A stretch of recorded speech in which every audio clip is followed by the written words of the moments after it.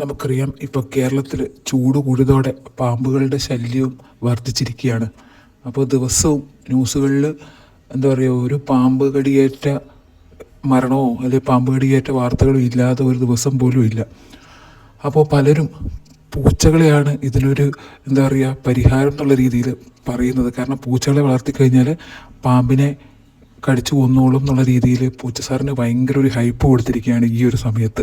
അപ്പോൾ കുറച്ച് മത്തി പൂച്ചയ്ക്ക് എക്സ്ട്രാ കൊടുത്താലും കുഴപ്പമില്ല, പൂച്ച സാറ് പാമ്പുകളെ കൈകാര്യം ചെയ്തോളൂ എന്നാണ് സോഷ്യൽ മീഡിയ പറയുന്നത്.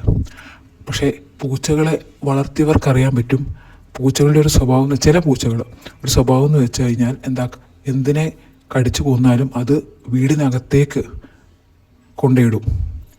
അപ്പോൾ എന്താ പറയുക, ഇപ്പോൾ പാമ്പുകളൊക്കെ ആണെങ്കിലും പാമ്പുകൾ പിന്നെ എന്താ പറയുക കുറച്ച് വയലൻ്റ് ആയിരിക്കുന്ന സമയത്ത് മാത്രമേ പൂച്ച ഇടപെടുകയുള്ളൂ.